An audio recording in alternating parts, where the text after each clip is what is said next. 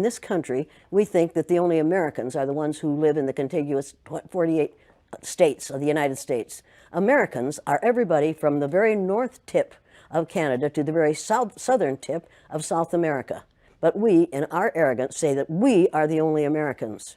If you're really going to keep this America to Americans, we don't dare build a wall on the southern border of the United States, because those people, those brown-skinned people that are going to come across that border are Americans. Hello, brothers and sisters. Now, Jane Elliott, an American educator, has been going around now preaching the gospel of unity amongst the black community. Now, she has been talking about how a certain race has been enjoying some privileges now, the white privileges. Now, she is calling out on the black nation or the black community to come together and unite and start airing out their voices so that they can be heard, not just being seen, but be heard. So let's watch this video and have a really quick discussion at the end of it. Thank you so much. Now, we'd better choose our language or choose our behaviors. Let me tell you something. It wasn't a study, and it wasn't an experiment. I don't experiment with children without their knowledge or their permission. It was experiential education. It was giving a child an experience for the purpose of changing their brain. And that's exactly what it does every time I do it. Now, you conducted the same study, I'm sorry, not study. Exercise. Exercise with adults. Oh, yeah. Oh, yeah. And is it any different between the children and the adults? Adults get more violent. I've been hit several times by white males, angry white males. I've had a knife pulled on me. They ran me out of Uniontown, Pennsylvania at midnight one night, 3 carloads of blacks did, to get me out of town because the teachers that I put through the exercise in a very limited way were so angry that they called the superintendent in the afternoon and said, if you don't get that bitch out of town, we're going to kill her. So they got me out of town. First time I've been scared, and the last time I've been scared, because I found out that day that they could kill me, but they couldn't kill the idea. Victor Hugo said, no force on earth can stop an idea whose time has come. The idea of one race, the human race, is an idea whose time has come. We are not going to be able to stop it no matter what they do. They can elect Trump after Trump after Trump, and that will not stop the idea that there's only one race on the face of the earth. It's the human race, and we are all members of it. You and I are cousins. Now, if you don't like being my cousin, that's too bad for you. But we are all in the same family. We are members of the family of man. You say that all whites are racist. Can you expound on that, please? Any white person who was born, raised, and schooled in the United States of America, if you aren't a racist, you're a miracle. Either that or you decided to educate yourself. Because education in this country is about white is right, brown's all right, black's got to stand back. Yellow's mellow, but whites, we educate in a way that says that white males have done all the adventures, have made all the adventures, have done all the discovering, have made everything that is good and has been accomplished according to social studies, which is actually anti-social studies, by white males. It's a lie. But we do that in order to maintain the myth of white superiority. The myth of race has to be maintained at all costs in this country. Because if white people have to give up the color of their skin as being something that makes them perfect, what do they have left? If we start teaching the truth about history, if we start teaching about Nile Valley contributions to civilization, it will totally change the way we conduct ourselves in the classroom. It will have to. Columbus didn't discover America. You can't discover a place where people are already living. But we celebrate that every October. It's a lie. We need to we need to stop telling the myths and start telling the truth. So when you tell people that they're racist, and it must have some kind of effect, because most people will say, I'm not racist. I'm not a racist. Why, some of my best friends are black. Right. Yeah, and then you say, name one. Or this one, I don't see color. And when some woman says to me, I don't see color, I say, I knew that if you saw color, you wouldn't dye your hair that way. Or I say, if you saw color, you wouldn't wear that shirt with those pants. I believe that you don't see color. It's an attempt to deny skin color. And it's an attempt to deny what's wrong with seeing the color of my skin. Is it all right for you to see me kind of pink? That's okay for me. I don't mind, and I suspect that you don't mind being seen the color you are. You have a right to be what you are. And until people in this country and people in this world get it into their heads that the first modern human beings that evolved on this earth were black women. They evolved in sub-Saharan Africa about 280,000 years ago, and every human being on the face of the earth today has the memory of those black women's genetic structure in their genes. Now, we don't want to admit that, but that's the way it is. And as people moved farther and farther from the equator, their bodies produced less and less melanin, so their hair, their skin, and their eyes got lighter. As they moved into the east, they ate a lot of fish and a lot of vegetables, so their skin took on a different tone. I found that out when I was raising little kids. My husband worked in a supermarket. He was the head of the produce department. And they had lots of oranges that they couldn't sell, so he'd bring them home, and I was feeding my kids orange juice like you never saw in your life. They began to have an orange cast to their skin. I thought they had a liver problem. So I took them to the doctor, and she said, "What are you feeding these kids?" I said, "Well, lots of orange juice." She said, "Stop it if you want them to stop being orange." Now, if you think that skin color isn't anything other than the body's natural reaction to the natural environment, get over it. So if all white people are racist, according to you, can they be reprogrammed? Of course they can. Of course they can. Of How? course they can be. It's called education. I'm an educator. The word educator comes from the root duck deuce, which means lead, the prefix e, which means out, the suffix ate, which means the act of, and the suffix or, which means one who does. An educator is one who is engaged in the act of leading people out of ignorance. Now, I know you can change them. The second year I did the blue-eyed, brown-eyed exercise in my classroom, it was filmed by the Canadian Broadcasting Corporation. They gave me a copy of that film. I showed it to my father. My father was about 59 years old at the time. He's been a farmer all his life. He raised six kids, lost one, raised six. Watched that film as a 59-year-old man. When it was over, he stood up, and with tears in his eyes, he took his red handkerchief out of the back pocket of his overalls, his bib overalls, and said, "I wish somebody had taught me that when I was 9 years old." Nobody had dare say to me, "This doesn't work. This is too harsh. This isn't necessary. You can't teach an old dog new tricks," because they're wrong. You can teach an old dog new tricks. You can teach people to give up the myth of racism. Somebody taught the Greeks to give up the myth that the sun was a god in a golden chariot that went across the sky every morning. They believed that for hundreds of years. We have believed the myth of 3 or 4 races, different races in this country, for long enough. 572 years or something like that is enough of that. It was a lie to begin with, and it's a lie to... Trainer and human rights activist Jane Elliott. Now, we often hear about reverse racism now. There's no such thing as reverse racism. There's no such thing as reverse racism. You can only be a racist if you have the power to institutionalize what you're doing to people who are different from you. What we're calling reverse racism is natural reaction to being treated unfairly on the basis of somebody else's ignorance. Now, don't ever let anybody say to you or about anyone around you that people don't like that person because of the color of their skin. That isn't the reason white people don't like people of color. They don't like people of color because they don't understand about skin color. And they don't understand that we all are descendants of somebody who looked like your mother. That's deep. You don't really want to get me started on this because I do want to get you started. I'm really angry about how we are miseducating the American mind. And what I like the most about what you're doing in your exercises is that you come in with a very direct attitude. You even call yourself the B word. Well, but you see, the B word for me is the one that's most often used to refer to me. It used to bother me a lot. For me, the B word is an acronym for being in total control, honey.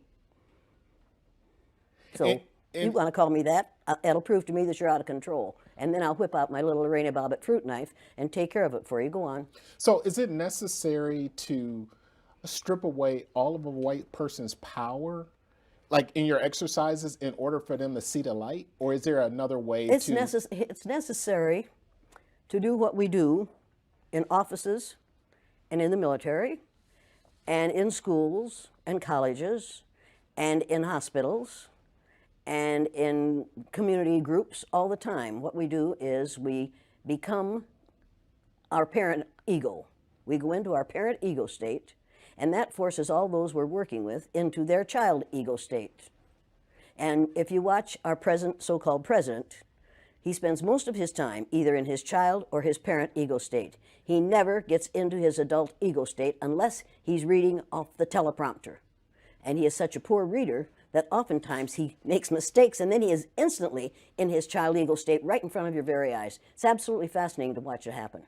Speaking of our president, a lot of people say that racism has risen under him. Do you I mean, anybody who doesn't say that hasn't been paying attention.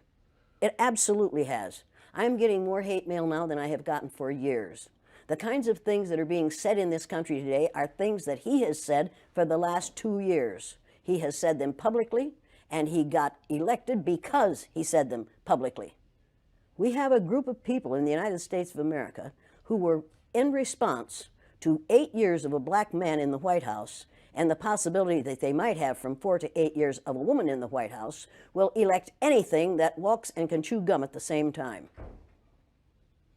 This last election, as far as I'm concerned, was a direct response to having a black man in the White House for 8 years. And it's time to change the White House to the President's house. This is ridiculous to call the place where the President of the United States lives the White House. It sends the wrong message. It says, I remember when Richard Nixon said to a group of reporters, "I'm trying to save the White House for you white people." That says it all. And at that moment I thought, well, wait a minute. Now this is something that has to be changed, and it has to be changed. Nothing can stop an idea whose time has come. It's time to change the name of the White House to the President's house or the President's residence, which has a nice ring to it, don't you think? Okay, let's just say that Donald Trump, President Trump, is trying to bring the country together like he said he would do. Wait a second, he's trying to bring the country together. How would he go about doing that? And resign. If he really wants to bring the country together, all he has to do is resign and take his, with him? The second in command, the vice president. That would bring the country together. But right now, the only way he can bring the country together is put somebody else in the president's office. He does not know how to be a president. He does not know what legislation is about. He does not know how to do this job. He didn't intend to get this job. And had it not been for the Electoral College, he wouldn't have this job. Mrs. Clinton won the popular vote. The only reason we have this person as a president of the United States right now is because the members of the Electoral College didn't do what that Electoral College was designed to do. Thomas Jefferson designed that to make sure that no one who was unfit for that office would ever be elected president of the United States. The Electoral College last year absolutely defeated that. With the state of the country being what it is right now, there's a lot of conversations taking place about, let's have a conversation about race. How would a person go about having that conversation? What can they expect to happen in a conversation Well, like the first thing they have to do is not talk about tolerance. I found out the day I was on the bottom in the blue-eyed, brown-eyed exercise with my students, I found out how it feels to be tolerated. I found out that tolerance means put up with or allow me to be. I don't need your allowance, and I don't need to be tolerated. I want to be valued, recognized, and appreciated. Put your tolerance where the sun doesn't shine. I do not believe in tolerance because in this country, we tolerate zits when we're little, zits when we're teenagers, hot flashes when we're old, and the flu and bad weather in between. We tolerate ugly things that are going to go away. I don't intend to tolerate anyone. I intend to recognize, appreciate, and value people, not to tolerate them. And I have all kinds of respect for the man who is part of the tolerance group in Atlanta, maybe. I have all kinds of respect for those folks, but we've got to change it from tolerance because the powerful can tolerate. The powerless have to wait to be tolerated. I have no time for that. I like that. No, I'm going to get lots of angry responses to that one. And I understand that. But I'm reading a book right now.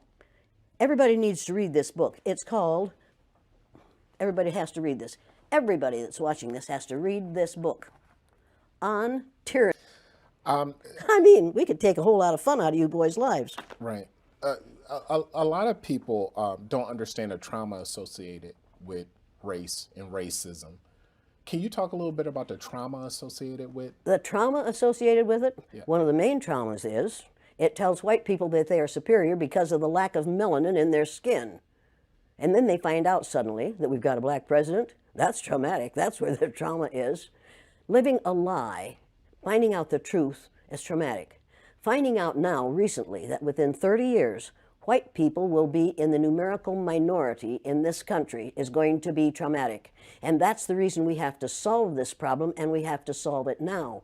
I will ask folks tonight, how many of you black folks want to get even with all white people? And that's what white people are quite certain blacks are going to want to do, is get even with all white people. And nobody will raise their hand. And then I'll say, how many of you want to get even with one or two? Every hand will go up, and you know why, and so do I. White people are scared to death right now, particularly white males. They're scared to death that they are going to lose their power in the future. And they are. But if you want to get ready for the future, if you want to be treated well in the future, treat others well in the present. What we do in the present constructs the future. What we have done in the past, we can learn from that. And we'd better learn from that. Those who forget the mistakes of the past are doomed to repeat them. And when you read this book, you'll realize that that's exactly what we're doing. We're repeating the mistakes that we have made in the past because we aren't teaching about these mistakes in the present. We are not teaching history that is true. We aren't teaching social studies that is true. We aren't even teaching true geography, for God's sake. Have you seen the Mercator map recently? Have you seen that great big Greenland hanging down in the middle of that map like a ripe plum? And have you seen the legend at the bottom that says, South America is actually 9 times larger than Greenland? Were you aware of that? Most of those watching this program are not aware of that. You mentioned the wall several times. At first we heard several things about the wall. First, Mexico was going to pay for the wall, and yeah, but you need to know that 70% of what Mr. Number 44 and a half said during that campaign wasn't true. And the wall business wasn't true either. If his mouth is moving, his lips are moving, he's probably lying. You know that as well as I do. He doesn't intend to build a wall. We can't afford to build that wall. We have no business building that wall. We would be keeping Americans out of America. What's your question? The question on the wall is, when you talk to people about the wall, certain people about the wall, there's certain people for it, certain people against it. The people who are for it, what's their mindset? They're scared. They're afraid those immigrants are going to come over here and take their jobs. Let me tell you something. You can build a wall 50 feet tall, and smart Hispanics, Latinos, smart Ecuadorians, smart others are going to tunnel under that wall and come up in their friend's house on the other side. You can build walls until hell freezes over. You will not keep that immigration from happening, and you'd better hope we don't keep that immigration from happening. We need those people. Do you know what will happen to the economy of this country if we take all the people who are brown-skinned immigrants out of this country, if we send them back? Do you know what will happen to our economy? Do you know what will happen to farming in California? Do you know what will happen to the price of your fruit? Do you know how hard it will be to get a good avocado? Do you have any idea what will happen to this country's economy if all those brown-skinned people go back to Mexico? I don't think we do. I don't think people have thought about that because they are being taught not to think. They are using a language. Right now, we are using a language that includes words like extremism and ugly language about people who are different from ourselves. People are listening to those words. They aren't listening to the philosophy behind them. They aren't listening to core principles which this person has none of. Now, just a couple more questions. When we hear, when I hear people say that they're not racist and things like that, and we talk about building racial harmony in this country, I don't think I'll see it in my lifetime. Can you predict in the near future or far future when we will ever have racial harmony in this country? In 30 years, white people will have found out that they have no choice but to get along with. Hello, brothers and sisters. I hope you're all doing fine from wherever you are watching me from now. I've been talking about Jane Elliott, one of the most prolific white Americans on the black history. Now, she has been actually advocating for whatever is good for the black community. Now, she has been talking about the oppression. She has been talking about the social injustices that the black community has faced over the years in the United States of America. Now, this movement of hers started when they eliminated Martin Luther King Jr. Now, Dr. Martin Luther was very wise, and he knew exactly how to approach the matters that were really weighty, and he actually advocated for some good things on the black community. He made sure actually that the black people were going to have the same rights as the white majority. Now, things didn't go well for him because he was seen as a threat, and it must be remembered that it is for this reason that Martin Luther King was eliminated. Now, Jane Elliott since then started talking about how black people have been mistreated and why there is need to treat them as equal human beings over the years. Now, she has done this for a very long time. She has been a good advocate for whatever the black community believes is the rightful thing that should be done to them and to everyone across the United States of America. Now, it must not be narrowed down to the US only, because Jane Elliott has been advocating for whatever, I think, on my own perspective, that whatever is general and whatever most black folks have been facing in the most Western countries now. Now, she has been talking about the Western privilege, and she has been coming out to challenge the Western privilege over times. Now, he has been talking about how a group of people or a group of individuals have created a system where a certain race is favored more than the other. Now, when I talk about this, you all know which race I'm talking about. Now, it must be remembered that these systems were set not to favor the black community, according to Jane Elliott. And she actually said that she has been saying that the race need to recognize everyone as a human being, because we have only one race, and that race is the human race. Now, she has been coming out to condemn the systematic racism and the white privilege that has dominated the US, that has dominated most Western countries, including the UK, Netherlands, and everywhere else, No, she has been calling out her own race for whatever has been done to the black community. Now, she has been conducting interviews, and she has been going around trying to teach the white children on how they should grow up respecting the black community.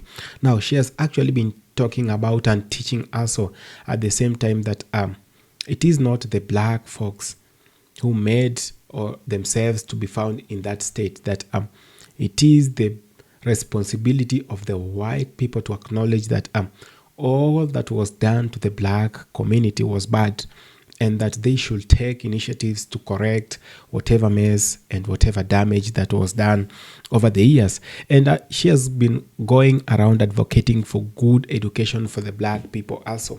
Now, she has been talking about how the black community has an equal chance to good education, as an equal chance to how we approach matters, that there is no big ideas. There are no big ideologies than the others, that they should be accommodated in the same way they accommodate their own race, And she has actually been amplifying anti-racism work over the years. Now, in one of her greatest tests, it is called the blue eye, brown, and red eye. No, the blue and brown eye, And in this case, she tries to divide her classes according to the blue and brown eye, And that's how the society has been doing it, that the society has been so biased, to the black community, that they have been singled out, as the bad race. They have been singled out as the people who are having a lot of weaknesses, as the people who are drug lords and all those other stuff. It is not actually good to see these things happening. It is good to actually acknowledge that there is one race, and that is the human race, and there is need for us to treat one another as brothers and sisters, and there is no greater person than the other.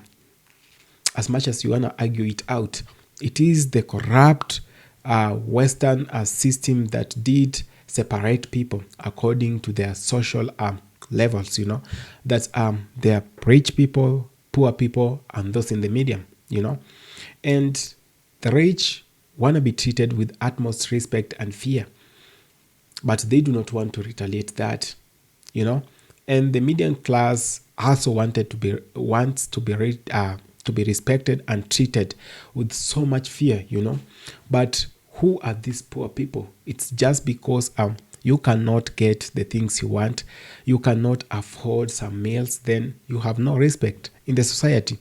This is whatever capitalism has taught us over the years, and this is why we are having a lot of problems, not just in Africa, but across the globe, and there is need for us to change the narrative right now, that there is need to change how things operate, and there is need to do things in a special way. We do not want to see the same things happening over and over again. We've said it so many other times that it is us who have the responsibility to change whatever we can. There is no one coming to save us. I hope the lectures by Jane Elliott has been so much profiting to the Black nation, that they are trying to educate and open our eyes on how we see things. We do not want to see the same history repeating itself over and over again. We as the Black community, we actually have a responsibility. We have roles to play while we live. We can't go on with whatever we've been doing with the same division, and we can't actually accept to be treated the same way. We must raise the standards. We must have some dignity, and we must earn for that respect, And how do we do that? The only way Martin Luther King taught us, the only way Malcolm X has been talking about, is by uniting. And Malcolm X said that there is a power in the unity of the Black community that the Western countries fear the most, that we can talk a lot, we can do as much as we want to, but there is absolute power in the unity of the Black folks, that we must unite and we must do things as one, as brothers and sisters. So we must not let ourselves fall into the same traps that were set for us. You should not behave in a way that the Western system expects you to. You must actually behave in a very different way. Be wise. Know that there is no one who is coming to save us. There is no any other great leader like Malcolm X or Martin Luther King who are coming to save us. The likes of Louis Farrakhan have tried, but they are very old. A time comes when we must realize that there is no greater being, that there is no greater thing we can do to ourselves than the purpose itself in the unity that we want to create, that there is no any other bigger thing than bridging the gap between Africa and the diaspora, Africa and the Caribbean, that we must unite without fear or favor, without thinking whatever the other party or what the Western systems think of us. It is our lives, it is our fate, and the destiny of your own life, the destiny of whatever you want to do is in your hands. You are the one who can do things the way they're supposed to be done, and you are the only one who knows whatever you want best for yourself. Do you really want to stay in the same social injustices that have been committed against the black community? Do you still want to stay in that condition, or do you want to get out and try as much as you can and change the story? Louis Farrakhan might not have been able to change the story alone, but if all the black community came together, that is massive, and we can get a lot of achievements when we do that. So this is just a wake-up call to all of us, brothers and sisters. We are not going to get this one right if we do not unite. Martin Luther King said this: "I'll always remember you." Marcus Garvey advocated for this. This is whatever Louis Farrakhan has been advocating for. This is whatever Tim Wise has been telling the black community. This is whatever Jane Elliott has been telling the black community. This is whatever Malcolm X told you, and this is whatever Muhammad Khalid has been talking about. Khalid Muhammad has been talking about this. So we must unite, and we must do whatever it takes for us, for us to do things in a better way. There is no one who is coming to save us.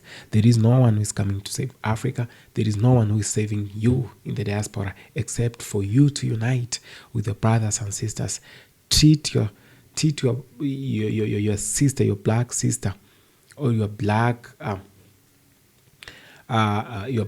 brother as one, and this is the